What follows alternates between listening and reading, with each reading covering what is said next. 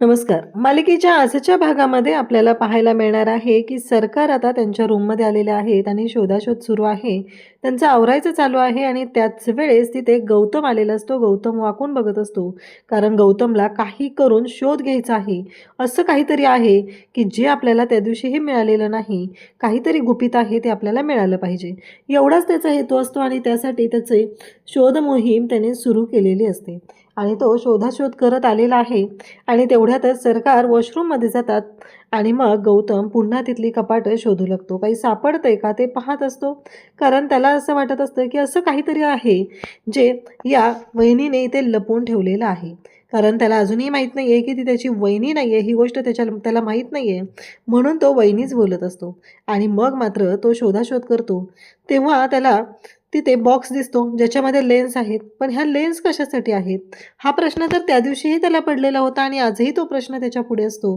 तो म्हणत असतो की काय आहे याचं कारण? म्हणत तो पुन्हा शोध घेऊ लागतो आणि मग तिथे एक गॉगल असतो. तो गॉगल घेतो आणि डोळ्याच्या समोर पकडतो आणि गॉगल डोळ्याच्या समोर पकडला की आरशामध्ये वेगळं काहीतरी दिसत असतं. म्हणजे त्याला प्रश्न पडतो की हे काय आहे? गॉगल बाजूला केला की काहीच दिसत नाहीये आणि गॉगल डोळ्याच्या समोर धरला की वेगळं काहीतरी दिसतंय. असं त्याच्या लक्षात आलेलं असतं. म्हणजे एक बटन असतं आणि ते बटन बरोबर तिथे वेगळं जाणवत असतं, ते दिसत असतं. तेव्हा मात्र गौतम म्हणत असतो की नाही, याच्यामागे काहीतरी हेतू आहे, तो मला शोधावाच लागणार आहे, असं गौतम म्हणत आहे.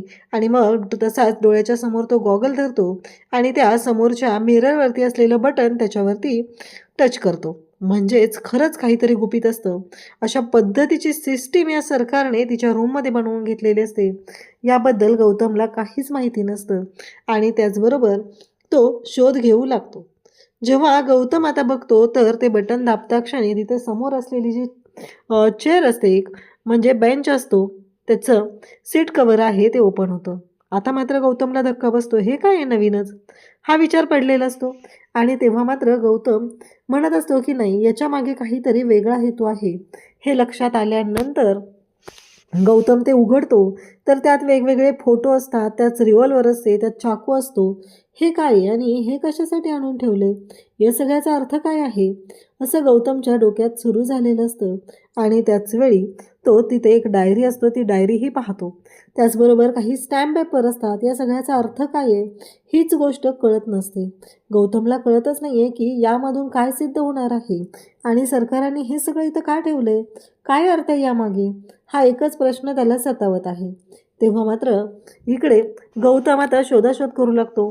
त्यातले काही पेपर्स पाहतो, ती डायरी हातात घेऊन पाहू लागतो, ती रिव्हॉल्वर पाहतो. हे सगळं इथं का ठेवलंय?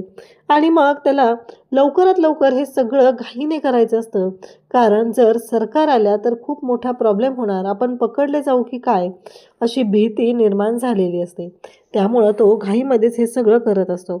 त्यासोबतच इकडे पाहायला मिळतं की ते म्हणजे तिथे असलेले काही पेपर्स जे आहेत ते गौतम पाहतो. त्या डायरीत काय मिळतंय का पाहतो आणि तो त्या सगळ्या गोष्टींचा शोध घेऊ लागतो. आता मात्र तेवढ्यातच त्याला आवाज येतो की बाथरूममधून तेजस्विनी बाहेर यायला लागलेली आहे. म्हणून तो तिथून धावत बाजूला जातो आणि दरवाजाच्या आड लपतो. पण हे सगळं करताना काही फोटोचे तुकडे आहेत ते खाली पडलेले असतात. गौतमला तर टेन्शन येतं. आता हे जर खाली पडलेलं पाहिलं तर सरकारांना कळेल नक्की काय झालेलं आहे.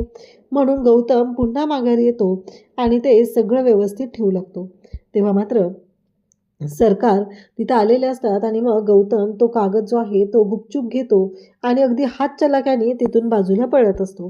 हे सगळं करताना सरकारांना माहिती नसतं की इथे काहीतरी घडतंय. पण पुन्हा त्यांच्या लक्षात येतं. ते दरवाजाकडे जातात तर दरवाजा बंद झालेला असतो. मग सरकारांना असं वाटतं की वाऱ्याने दरवाजा वाजला असेल. म्हणून सरकार शांतच राहतात. त्यासोबतच इकडे गौतमने आता ते फोटोचे तुकडे आणलेले असतात आणि ते फोटोचे तुकडे तो एकत्र जोडू लागतो. ते फोटोचे तुकडे जोडल्यानंतर त्याला कळत नाही आहे की काय आहे. म्हणजे हे एक तर घर आहे.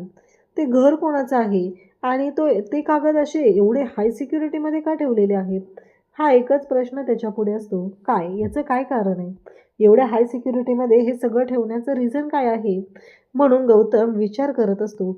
या फोटोमागचं काय सत्य आहे आणि कशासाठी एवढं ठेवलेलं असणार आहे? याच गोष्टींचा विचार गौतमच्या डोक्यात सुरू झालेला असतो. आणि इकडे आपल्याला पाहायला मिळतं ते म्हणजे कान्हा पाहत असतो.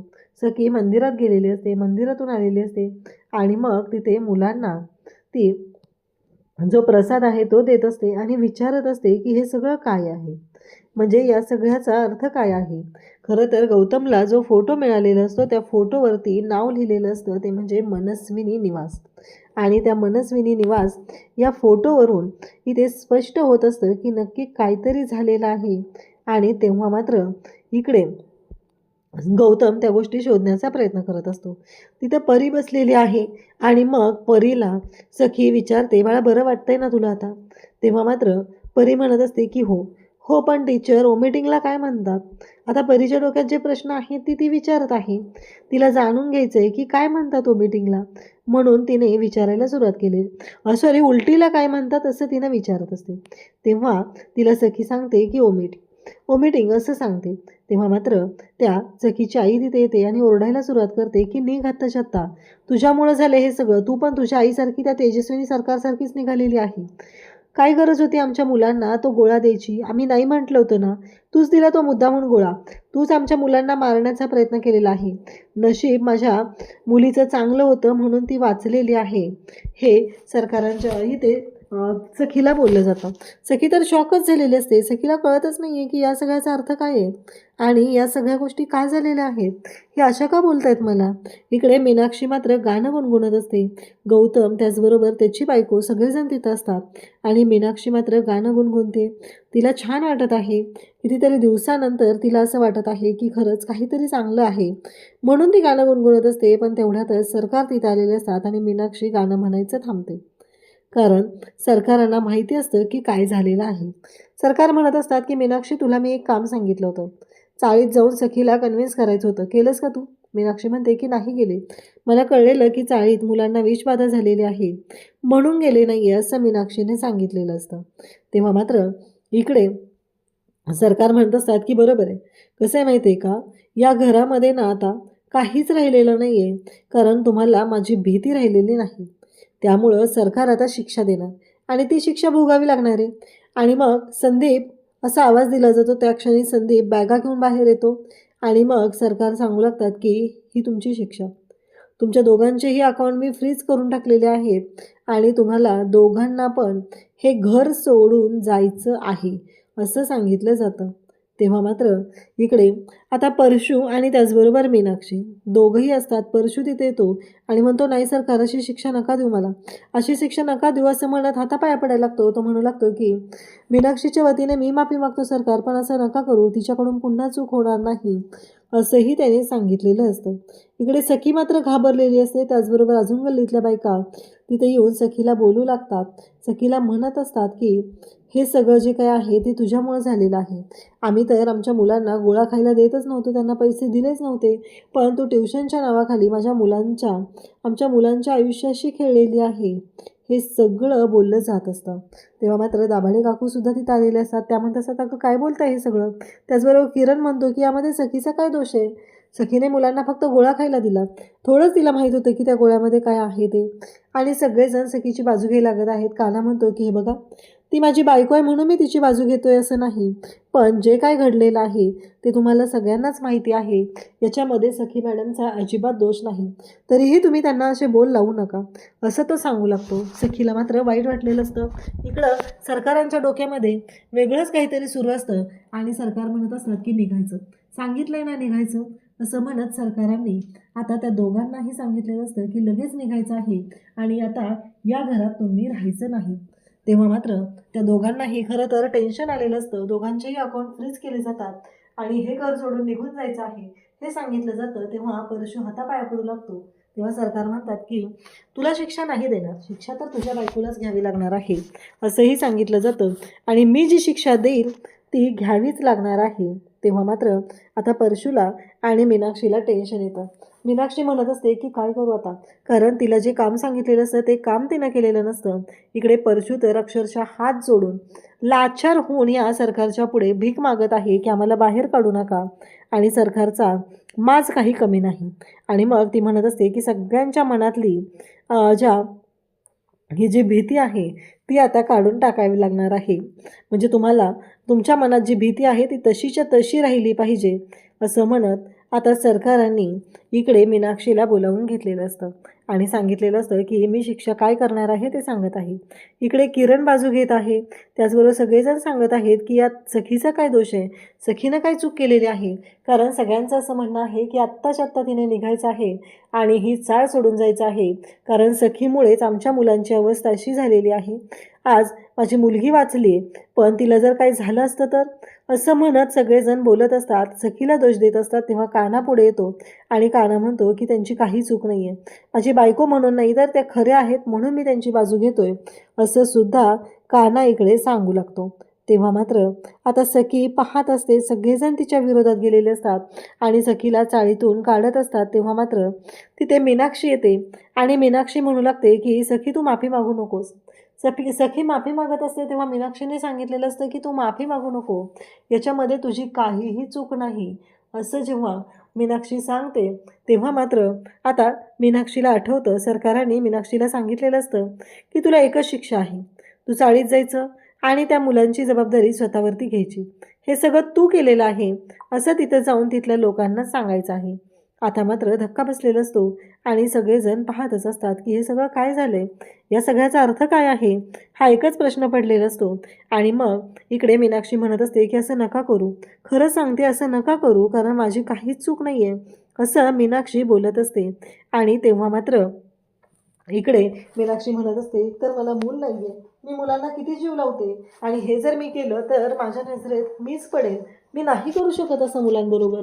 तेव्हा सरकार म्हणू लागतात की हेच करू शकतेस आणि एवढं लक्षात ठेवायचं आहे की काहीही झालं तरीही ही गोष्ट तू घ्यायची. आणि तेव्हा तिथे गेल्यानंतर त्या ज्या बायका आहेत त्या तुला जे शिव्या शाप देतील ते मात्र खूप भारी असणार आहे. आणि खरंच चाळीतल्या बायका आता पिसाळलेल्या असतात आणि त्या म्हणत असतात की काहीही झालं तरीही आत्ता शांत राहायचं नाही, कारण हिला पोलिसांच्या ताब्यात द्या, ही आपल्या मुलांच्या जीवावर उठलेली आहे, आत्ताच्या आत्ता हिला पोलिसांच्या ताब्यात द्या, असं सांगितलं जात असतं. सरकारांनी हे सगळं जाणून बुजून केलेलं आहे. या गोष्टी आता सगळ्यांच्या समोर आलेल्या असतात आणि इकडे सखीला तर खूप राग आलेला असतो. सखी म्हणत असते बाद झालं, मीनाक्षी काकू तुझ्याकडून ही अपेक्षा नव्हती की तू असं काहीतरी करशील आणि लहान मुलांच्या जीवाशी खेळशील, असं मला कधीच वाटलं नव्हतं. मी घरी यावं म्हणून इतक्या खालच्या थराला तू गेलेली आहेस, हे मला पटलेलंच नाही, असंही सांगितलं जातं. तेव्हा मात्र इकडे पाहायला मिळतं की जेव्हा या सगळ्या गोष्टी घडत असतात तेव्हा आता सगळ्या बायकांनी तिला पकडलेलं असतं आणि मीनाक्षीला हाताला धरून धक्के मारत बाहेर काढत असतात. आणि त्याचबरोबर इकडे सखीला सुद्धा खूप राग आलेला असतो आणि सखीसुद्धा भयानक अशी चिडलेली असते. त्यासोबतच इकडे पाहायला मिळतं की एवढ्या सगळ्या गोष्टी जेव्हा घडत असतात तेव्हा सखी म्हणत असते की नाही, काहीही झालं तरीही मी शांत राहणार नाही, एवढं सखीने ठरवलेलं आहे. आणि त्याचबरोबर इकडे आपल्याला पाहायला मिळतं की या सगळ्या गोष्टी जेव्हा घडत आहे तेव्हा मात्र आता सरकारांच्या बाबतीत इकडे पुरावे मिळालेले असतात, ते म्हणजे गौतमला.